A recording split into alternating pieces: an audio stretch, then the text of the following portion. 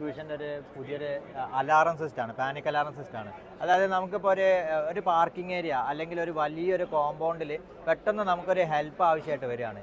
അപ്പോൾ ആ സ്ഥലത്തൊന്നും സെക്യൂരിറ്റീനെ നമ്മൾ കാണുന്നില്ല. അപ്പോൾ നമ്മൾ ആരോടെന്ന് വെച്ചിട്ട് ഒരു ഹെൽപ്പ് ചോദിക്കാം. അപ്പോൾ ഹെൽപ്പ് ചോദിക്കാൻ വേണ്ടിയിട്ടുള്ള ഇത് ആക്ച്വലി ഇതൊരു പോളിമലോ അല്ലെങ്കിൽ ഒരു വാളിൻ്റെ മുകളിലോ ഇത് ഫിക്സ് ചെയ്ത് വെക്കുകയാണ് ചെയ്യുക. ഇതിൻ്റെ ഈ ബട്ടണിൽ പ്രസ് ചെയ്ത് കഴിഞ്ഞാൽ ഈ സ്ക്രീൻ ആക്ച്വലി സെക്യൂരിറ്റി റൂമിലായിരിക്കും ഉണ്ടാവുക. സെക്യൂരിറ്റി റൂം ചിലപ്പോൾ ഒരുപാട് ദൂരമായിരിക്കും, ആ പരിസരത്തൊന്നും സെക്യൂരിറ്റി ഉണ്ടാവില്ല. ഈ ഒരു സിറ്റുവേഷനിൽ ഈ ബട്ടണിൽ ക്യാമറയും സ്പീക്കറും മൈക്കും കാര്യങ്ങളും എല്ലാം ഉണ്ട്.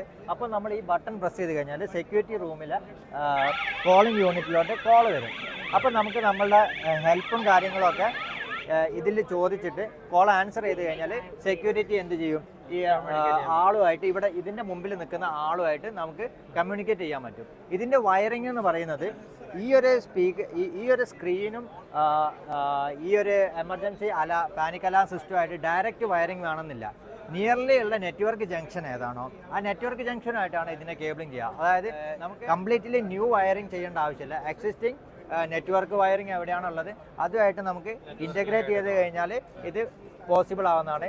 ഇപ്പം വലിയ ഹോട്ടൽസ്, സ്റ്റാർ ഹോട്ടൽസ് ഒക്കെ വലിയ ഏരിയാസ് ഉണ്ടാവും. ഈ വലിയ ഏരിയാസ് ഉള്ള സ്ഥലത്ത് നമുക്ക് എന്ത് ചെയ്യാം, ഇങ്ങനത്തെ പ്രൊഡക്റ്റുകൾ പ്ലേസ് ചെയ്ത് കഴിഞ്ഞാൽ ഈ പറഞ്ഞ പോലെ വിഷ്വൽ അടക്കം നമുക്ക് ആളായിട്ട് കണ്ടിട്ട് നമുക്കൊരു നീഡ്സ് ഉണ്ടാവും, ഒരു ഹെൽപ്പിന് വേണ്ടിയിട്ടായിരിക്കും നമ്മൾ അവരെ കോൾ ചെയ്യുന്നത്. അപ്പോൾ നമ്മളെ ആവശ്യം എന്താണെന്നുള്ളത് നമുക്ക് അവരോട് പറയാം. അവരെ നിയർലി ഉള്ള സെക്യൂരിറ്റി പേഴ്സണായിട്ട് സംസാരിച്ചിട്ട് അത് ക്ലിയർ ചെയ്യുന്നതാണ്. അത്